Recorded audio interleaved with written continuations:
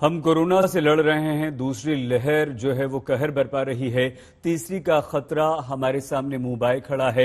बच्चे हमारे उससे प्रभावित हो सकते हैं, इस तरह की आशंका जताई जा रही है। और ऐसे में ये ब्लैक फंगस, इस वक्त हमारे साथ डॉक्टर्स का, एक्सपर्ट्स का एक बड़ा पैनल मौजूद है। Doctor Swati Maheshwari, doctor Ravi Malik, doctor Anil Kumar, doctor Satish Jain. नमस्कार, आप चारों का स्वागत। हम समझने की यहां पर कोशिश ये करेंगे, बहुत छोटे छोटे से सवाल आप लोगों से पूछेंगे। ब्लैक फंगस होता क्या है, इसके लक्षण क्या होते हैं, इससे कैसे बचें, नौजवानों को कितना प्रभावित कर रहा है, बच्चों में क्या ये हो सकता है, क्या इससे जान जाने का खतरा है। हम 1 घंटे में ये समझना चाहते हैं आप चारों से, डॉक्टर्स, एक्सपर्ट्स से हमारे, कि ये क्या है, कैसे बचें। डॉक्टर रवि मलिक, सबसे पहले सर, क्या है ये म्यूकरमाइकोसिस ब्लैक फंगस, कैसे समझें इसे हम सर? देखिए, फंगस को हम नॉर्मल लैंग्वेज में फफूंदी कहते हैं। और ये फंगस जो है ये एनारोब्स होते हैं और ये कहीं पर भी ग्रो कर सकते हैं।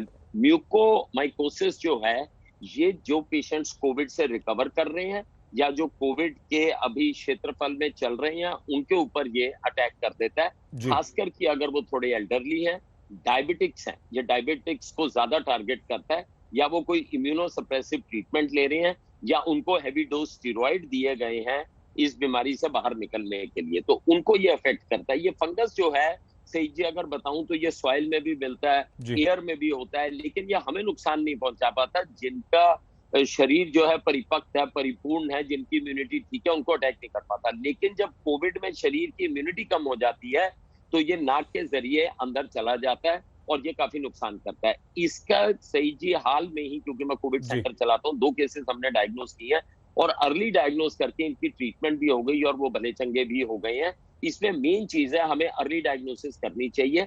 अर्ली साइंस जिनके बताना चाहूंगा, कोई भी पेशेंट जो कोविड का है, जो कोविड से रिकवर कर रहा है, खासकर कि अगर वो डायबिटिक है, एल्डरली है या इम्यूनो कॉम्प्रोमाइज्ड है, वो हमेशा ध्यान रखे कुछ सिम्टम्स का। 5 सिम्टम्स बता रहा हूँ। नंबर 1, अगर आपको लगे कि आंख बाहर की तरफ बल्ज कर रही है, जिसे हम प्रोप्टोसिस कहते हैं। अगर आपको लगे कि पलक आपकी बैठ गई है, जिसे हम टोसिस कहते हैं। अगर आपको सीवियर हेडेक हो रहा है या नाक के और फेस के एरिया में बहुत ज्यादा हेडेक होना शुरू हो गया है।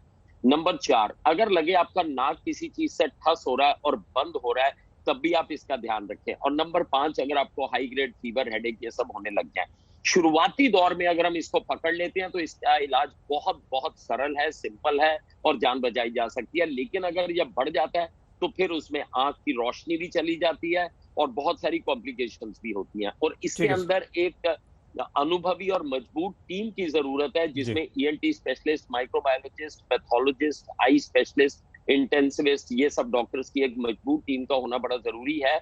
और समय रहते अगर हम इसका इलाज करते हैं तो इससे जान बचाई जा सकती है। लेकिन अगर ये बढ़ जाए तो it can be life threatening और इससे जान भी जा सकती है। एक सही जी लास्ट में मैं और बात बताना चाहूंगा, ये केवल ब्लैक फंगस ही हमें तंग नहीं कर दिया है। कोविड के बाद 6 हफ्ते का पीरियड, मैं सब व्यूअर्स को बताना चाहूंगा कि ये थोड़ा हाई रिस्क पीरियड होता है। लोग खुश हो जाते हैं, कोविड गया तो सब कुछ गया, लेकिन 6 हफ्ते हमें ध्यान रखना है। इसमें एरिथमियाज भी कई बार हो जाते हैं, पर्सनैलिटी चेंजेस भी होते हैं, ये ब्लैक फंगस भी हो सकती है, ब्लीडिंग्स भी हो सकती हैं, हार्ट अटैक्स भी हो सकते हैं, तो इनके चांसेस रहते हैं। तो आपको कोई भी प्रॉब्लम हो, तुरंत आप अपने डॉक्टर से राय लें। ठीक है सर। डॉक्टर मलिक, आपने बहुत विस्तार से, बहुत अच्छी तरह से हमें समझाया ब्लैक फंगस, म्यूकरमाइकोसिस ये होता क्या है।